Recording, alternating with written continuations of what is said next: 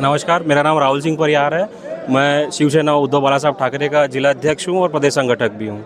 मेरे पास कल ये वीडियो आया था जब मैंने देखा कि किसी समाज विशेष को प्रताड़ित करने के उद्देश्य से हो या उसको टारगेट करने के उद्देश्य से हो, कुछ लोग मिलकर ज़बरदस्ती ये माहौल बनाना चाह रहे हैं जो हमारी छत्तीसगढ़ की शांत धरा है, जिसमें हर व्यक्ति आपस में मिलजुल कर रह रहा है। कोई किसी से भेदभाव नहीं है, सब समाज के लिए खड़े हैं। और चूँकि जो छत्तीसगढ़ महतारी का अपमान हुआ है, मैं खुद स्वयं चाहता हूँ कि हर व्यक्ति इसके लिए खड़ा हो कि भाई किसी भी महतारी मतलब माँ होती है, माँ का अपमान कोई नहीं सह सकता। कोई समाज विशेष की बात नहीं हो रही है वहाँ पे, लेकिन इस समाज विशेष की आड़ में कुछ लोग अपनी राजनीति रोटी सेकने का काम करना शुरू कर दिए हैं और इसका मैं पुरजोर विरोध करता हूँ। समाज की बात है, आप व्यक्ति विशेष पे आप आरोप करें, किसी को कुछ भी बोल सकते हैं, लेकिन समाज को छोड़कर आप साधु संतों का अपमान शुरू कर दिए हैं।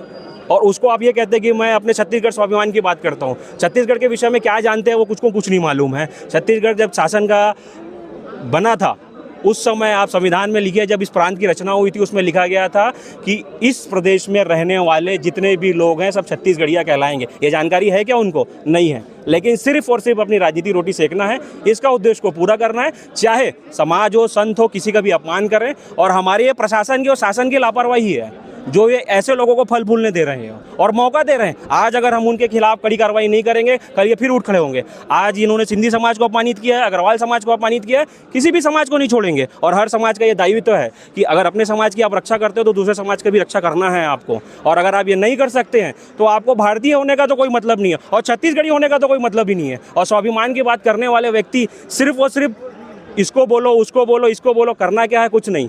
आपने छत्तीसगढ़ के लिए कुछ किया है अमित बघेल जी? कुछ नहीं।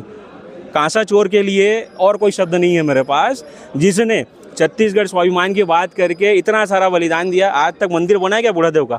बताइए आप। हम पूछना चाह रहा हूँ, नहीं बना है। कहाँ गया कांसा? नहीं गया है। उसकी बात नहीं होनी चाहिए, उसको शांत रख दो। उसकी कोई बात करेगा तो उसको बताया जाएगा कि ऐसा नहीं हुआ है। तो ये सब चीज़ें बंद होनी चाहिए।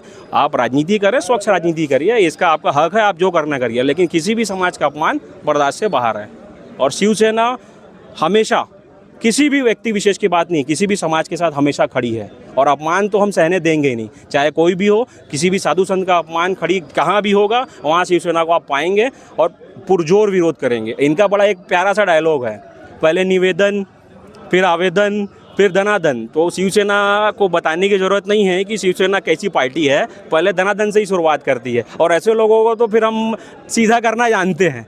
तो आप लोग समझदार हैं, बाकी बोलना उचित नहीं है। ऐसे व्यक्तियों को मैं समझता हूँ भाव देने की भी ज़रूरत नहीं है। ऐसे व्यक्तियों को भी भाव देने की जरूरत नहीं है। बिल्कुल सही कहा इन्होंने।